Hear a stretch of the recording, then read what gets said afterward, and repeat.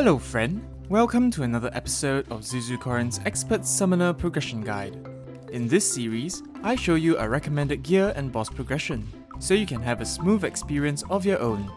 I'm Zuzucorn and I aim to entertain you, encourage you and offer you a place to call home. So subscribe now and join the Zuzucorn family. Last time we took down the Eye of Cthulhu and the Bee Queen, obtaining our bee armor and shield of Cthulhu. Today, we will take down Skeletron, explore the dungeon, and build many important farms and structures before we propel ourselves into hard mode. Let's begin with a juicy Skeletron fight. It's getting close to nighttime, so let's see if we can build a quick arena to take him down. For Skeletron, the arena will be a few long platforms around here, then build upwards and continue like so. This episode will be mostly tying up of loose ends and hard mode preparation, so do bear with me. Right, we've managed to finish it at about 7:40 PM, which is pretty reasonable. Let's buff up and summon him. I really hate the start, cause everything is so wonky for a while. Let's give it a while for the boss to stabilize. Anyway, Skeletron shouldn't be too difficult with the Shield of Cthulhu and the Spectre Boots. For Expert Skeletron, the head has increased defense for each arm that is still alive, so we have to get rid of the arms first. It's somewhat easy to dodge. Just look out for the arms. They tend to wind up before they swing at you. The main thing to look out for is the head spin. This spin is fast, and if you get caught up in it, it will stun lock you and you will probably just die. Just run along the platforms to stay ahead of it. If you run out of platforms, just use the rocket boots to fly over it, then use the shield's dash to create some distance. Okay, that's the last of the hands. I recommend you to take out both hands at about the same time. The moment you defeat one hand, the skull will start shooting these skull projectiles at you. These are kind of hard to avoid because they speed up and tend to curve towards you. By taking out both hands together, you can solely focus on dodging the skulls. There are many ways to dodge the skulls, but what I like to do is to stay under him and then use the dash to avoid the skulls. If you dash in the opposite direction of the skull, this usually lets you avoid them. Well, we're almost done. Nice. Ooh, we've got Chippy's couch as well. That's awesome. I really like how it looks. I am a Chippy fan, so I'm definitely keeping this. Skeletron doesn't give anything too interesting, especially for summoners. There's a magic weapon you can get, but we didn't get it. It's not too relevant anyway. With Skeletron defeated, we now have free dungeon access. Before that, I actually want to do the new Torch God event as well. I tend to use a lot of torches in the dungeon, and I don't want the event to trigger while I'm there. If you don't know, the Torch God is a new event added in Terraria 1.4.5, and it allows you to have auto biome torch placing, giving you maximum torch luck. I think I'll use this granite biome here. The event is difficult, especially early game, but doable if you just use rope. Just place a long line of rope down, clear out all the torches in the area, then place 100 torches down. It might take a few more torches to trigger it. There we go. Now let's run over to the rope. If you notice, they're doing lots of damage. To avoid them easily, just slowly scoot up and down the rope. I'm doing a horrible job here, but look, even with such a poor attempt, I think it will work.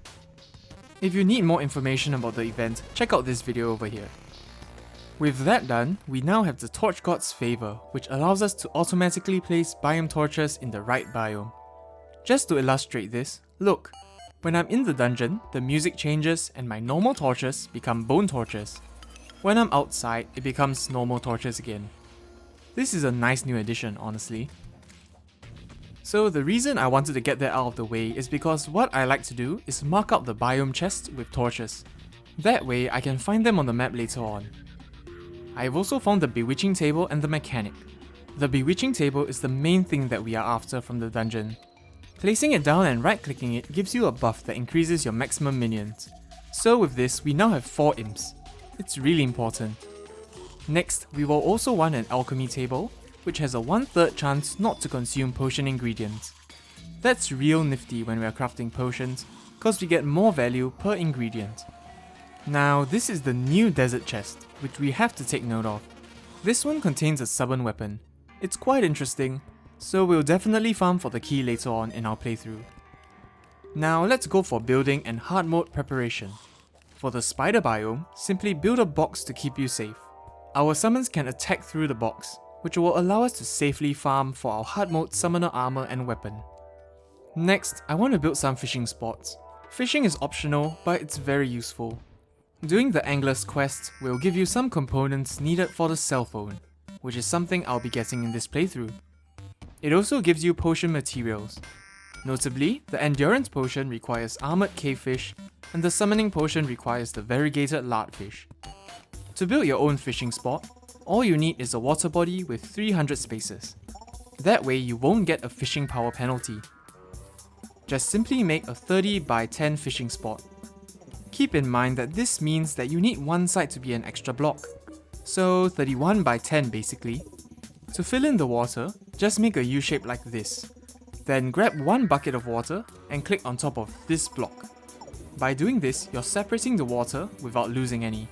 So you're basically duplicating water. If you add another U shape, it actually speeds up the process. So whatever works for you. With that done, we actually got a natural slime rain. This is actually great.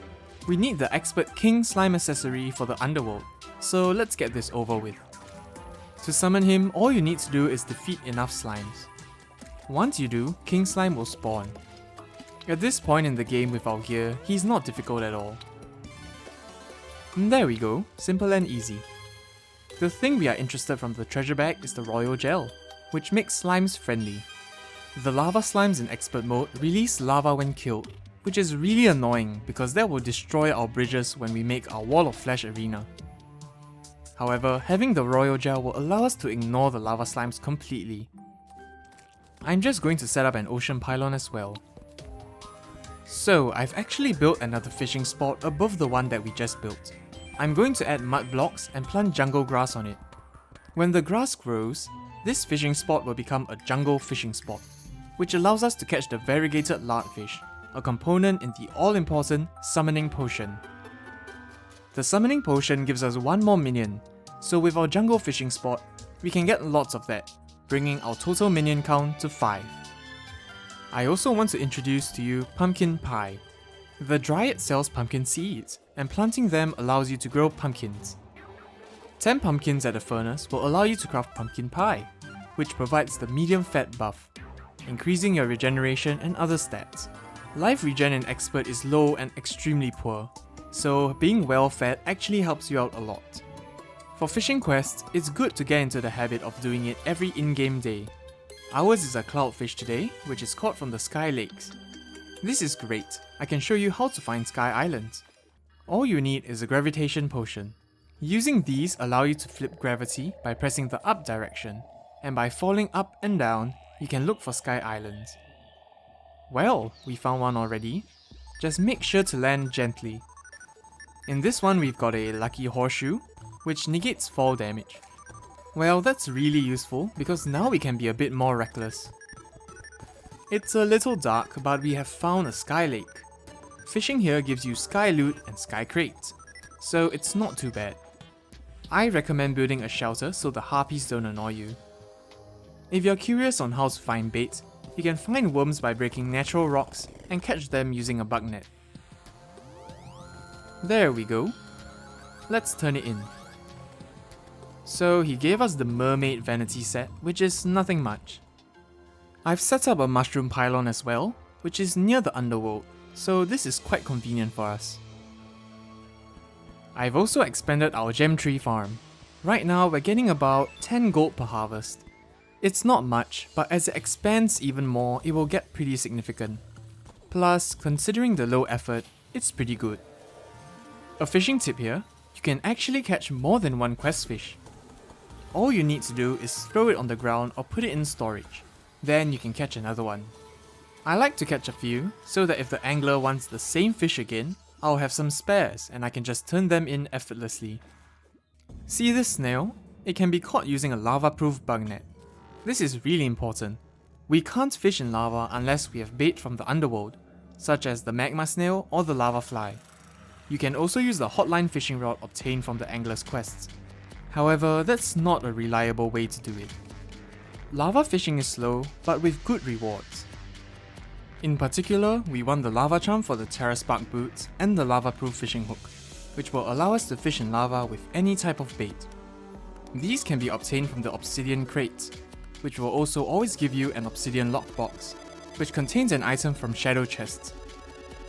There are other ways to get the lava charm as well, but it's good to just set this up first. I managed to find the ice skates as well, which allows us to craft the frost spark boots. Now with this, all we need is a lava charm and we can get the Terra Spark boots. To finish off, look, this is the first fishing spot. When I fly up to our other one, the water color changes. The jungle grass has added the jungle biome to this fishing spot, and now we can get variegated lardfish. These are quite rare, but very important for any summoner. Combining this with Moonglow gives us the summoning potion, giving us one more total summon. This episode is mostly filled with building and hard mode preparation. You don't have to follow everything I did, but building some are definitely worth it, like the underground jungle fishing spot, which is very important for summoners. With many loose ends tied up, we can finally take down the wall of flesh and enter hard mode. Make sure you subscribe and hit the bell icon too, so you won't miss the next episode of our Summoner Progression Guide. This has been Zuzucorn Games. Have a nice day, and have a great week ahead. Bye bye!